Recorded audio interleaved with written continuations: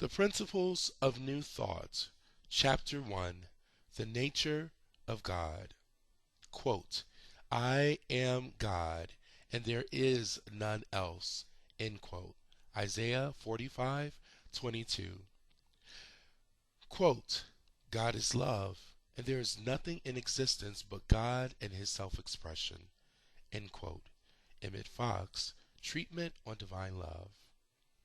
Quote, in the beginning was the Word, and the Word was with God, and the Word was God. End quote. Genesis 1:1. So, let us begin at the beginning. Many of the world's sacred scriptures that have come down to us through the millennia tell us of two distinct and irreconcilable powers, one good, the other evil. For each belief in an all-loving, benevolent deity, there is the belief in an equal but opposing force that seeks at every turn to thwart the good intentions of a loving creator. In many representations of the Supreme Being, God himself is believed to be dualistic in nature, as capable of destruction as he is of creation. Nowhere in this dichotomy more evident than in the doctrines of mainstream Christianity and the collections of writings that comprise its primary source, the Christian Bible.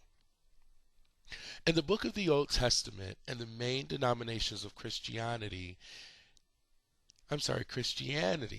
God is portrayed as a venerable patriarchal figure ruling his creation from a throne located somewhere, quote, up there, end quote, in a realm called heaven. This anthropomorphic vision of the creator of the universe has been supported down through the centuries by depictions of God in literature, music, and great works of art such as Michelangelo's Sistine Chapel masterpiece. The creation of Adam as an austere, larger-than-life being, usually sporting a long white beard. Many sincere churchgoers still ascribe to this view of the Supreme Being. In his essay on the seven main aspects of God, beloved metaphysical author, minister, and teacher Emmett Fox writes that in his experience, quote, even today, the majority of people in their hearts do think of God as a magnified man, a very good man, an extraordinarily wise man, a man of infinite powers, but still a man. End quote. And this conception of God as man on a superhuman scale, Christians have ascribed to God many of the same qualities humankind possesses, in particular, as we have said, a twofold nature. And this vision of the Supreme Being as the very essence of duality, invested in equal measure with both benevolent and destructive impulses, his conflicting intentions are directed most often toward his greatest creation, man.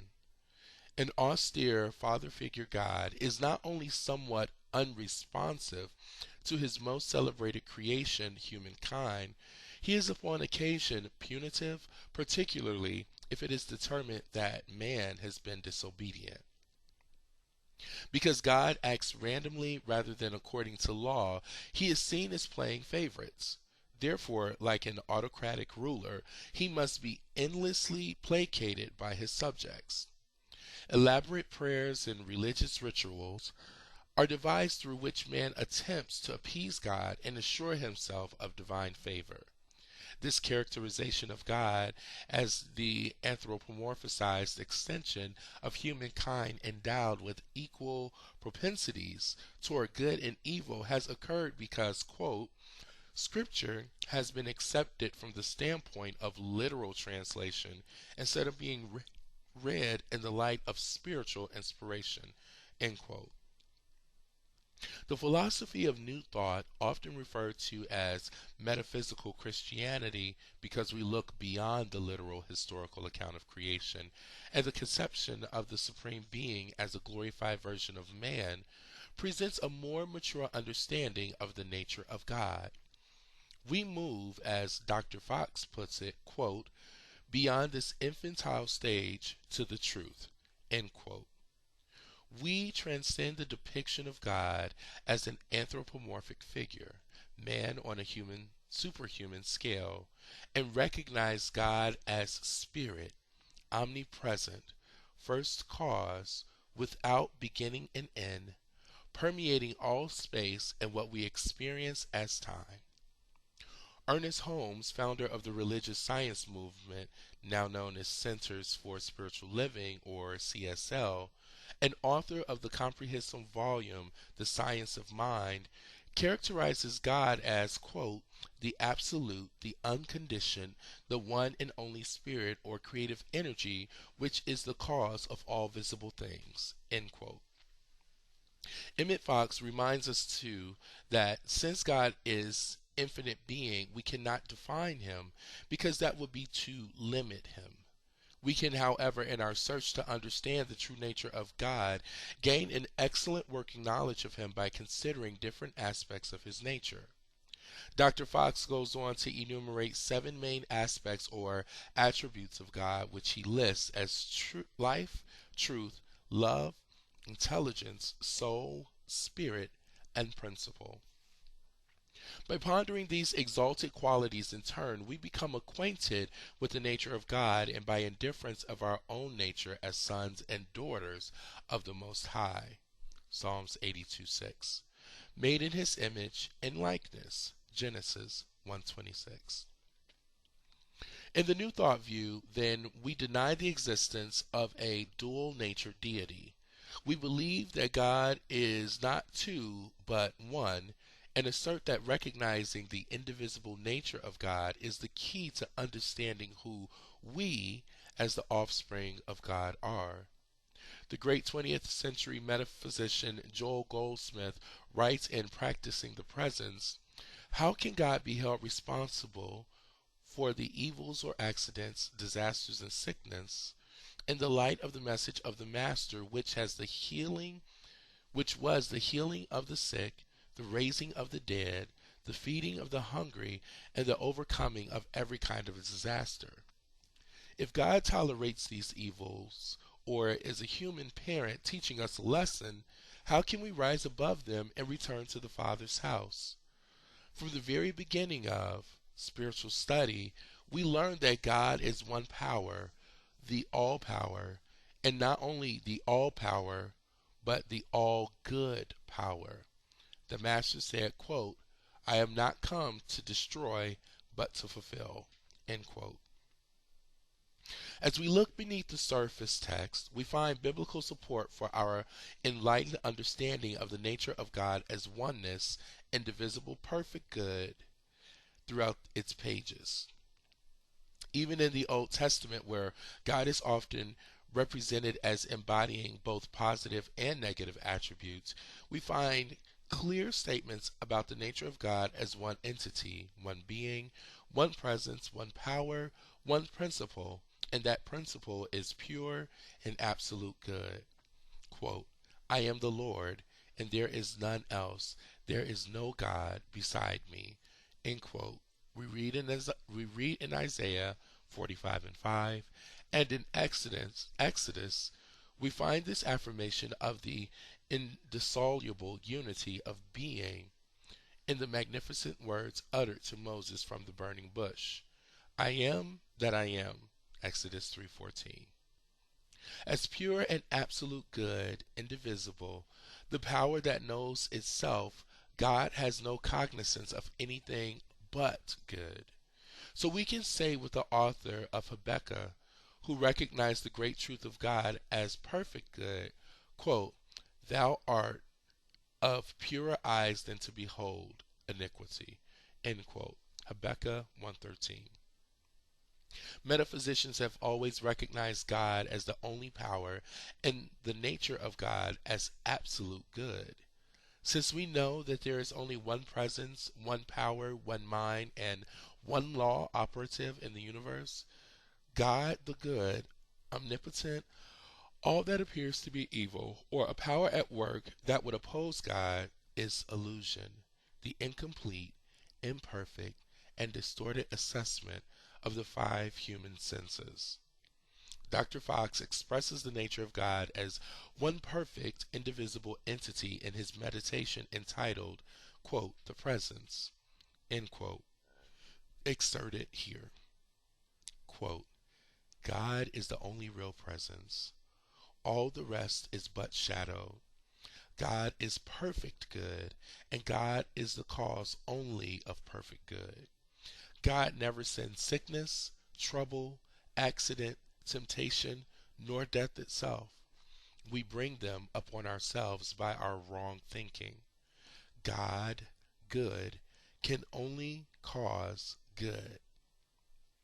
The same foundation cannot send forth both sweet and bitter water. End quote. Thus, the vengefulness often attributed to God in certain parts of the Bible and incorporated into the doctrines of mainstream Christianity must in fact have a deeper meaning. In a splendid insight, Joel Goldsmith explains the apparent vindictiveness of God as the destruction of error and conscience, the dissolution of the belief in the validity of error, any power or presence apart from the one, in whatever guise it may present itself. In truth, there is no enemy to be fought with or destroyed, only the recognition of error for what it is, a, quote, mirage, end quote, or nothingness needing only to be, quote, recognized as such to reveal its impotence, end quote. Another belief prevalent among mainstream Christians is that God is essentially separate from his creation and for the most part detached from human affairs and concerns. In the Old Testament, especially, we find this characterization of an external deity, a God who, having once created man, is usually distant from him thereafter and localized to a far off celestial region called heaven, which, as we said, is thought of as being somewhere in the sky. The deity intervenes randomly and sporadically in human affairs, but remains generally removed from man and inaccessible to him. We metaphysicians, on the other hand, affirm the omnipresence of God. Unlike Christian fundamentalists, we do not believe that God is remote, unapproachable, and indifferent to our needs. Rather, we assert that God is omnipresent, and that, as such, he is not only transcendent but immanent, indwelling in us. Far from being confined to the heavenly spheres, God as Spirit is everywhere, equally present, and permeates all time and space. He is therefore immediately accessible at all times. We declare, however, that while God is as omnipresence fills all space, our point of contact with omniscient being is always within. Although a superficial reading of the Old Testament might lead us to subscribe to the belief that God is a remote deity, as we delve more deeply into the Bible, we find repeated assurances that God is not a distant entity confined to an intangible realm somewhere in the far off celestial regions. Rather, he is intimately present with us and within us at all times as the living presence, the eternal law of our own being. Throughout the scriptures, we find support for the new thought teaching of the instantaneous and constant availability of God. In the beautiful words of the Psalms and the Acts of the Apostles, we read these comforting assurances. Quote, closer is he than breathing, and nearer than hands and feet. God is a very present help in trouble, end quote, found in Psalms 46:1. Quote, in him we live and move and have our being, end quote. Acts 17:28. Instead of the insecurity that fundamentalist Christians may experience by believing God to be far away and perhaps unmoved by their plight, we are uplifted by the assurance of the steadfast love of our Creator and draw strength as we gain a deeper sense of the truth that, quote, Underneath are the everlasting arms. End quote. Deuteronomy 33:27. We take comfort from the certain knowledge that God has not only created us, but that He sustains us from moment to moment. As we realize our intimate relationship with the divinity, we can claim with Apostle John, quote, greater is He that is in me than he, any condition, that is in the world, end quote. 1 John 4:4.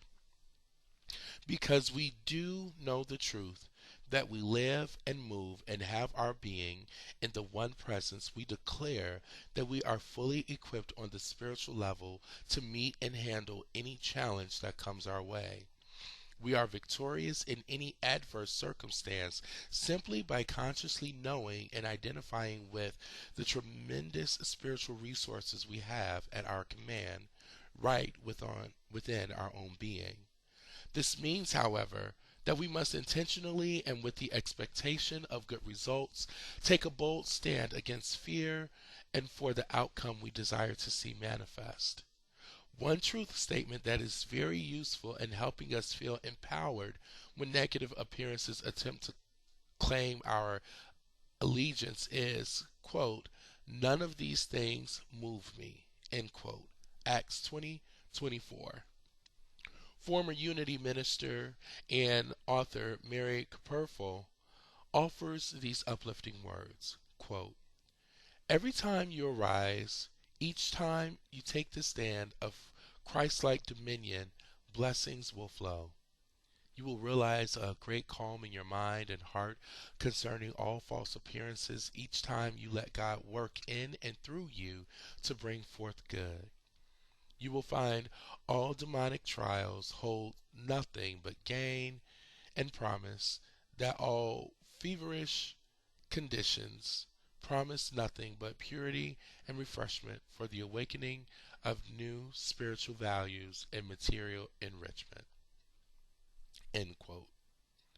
A third significant way in which our New Thought view of the nature of God differs markedly from that of our fundamentalist friends in this mainstream believers is this.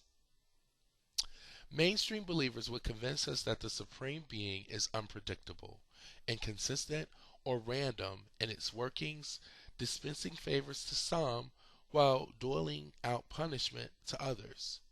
Since we know the nature of God to be absolute good, we realize therefore that God cannot violate its own nature by displaying such human qualities as a negative behavior or capricious actions.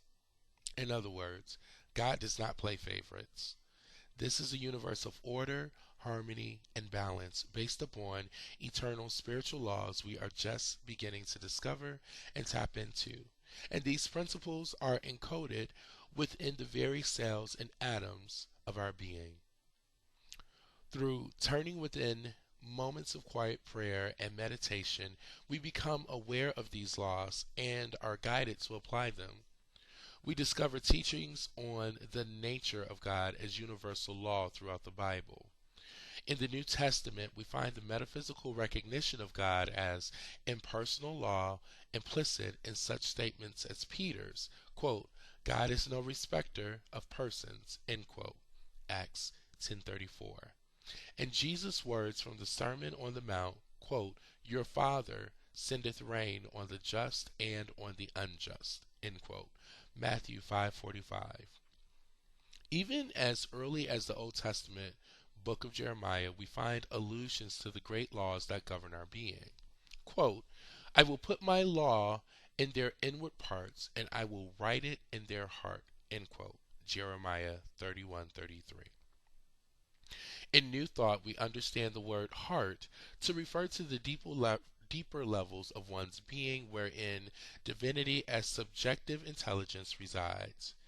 It is here that we discover the universal laws upon which creation rests, the principles that form the laws and the very foundation of our identity as the offspring of and co-creators with God, eternal principles that support, prosper, and bless us as we learn to cooperate consciously and intentionally with them. uplifted and strengthened by our experiential understanding that God, as unfailing principle, is always near a quote, very present help in trouble, end quote. The eternal fount of blessings poured forth ceaselessly from the inexhaustible source of perfect good.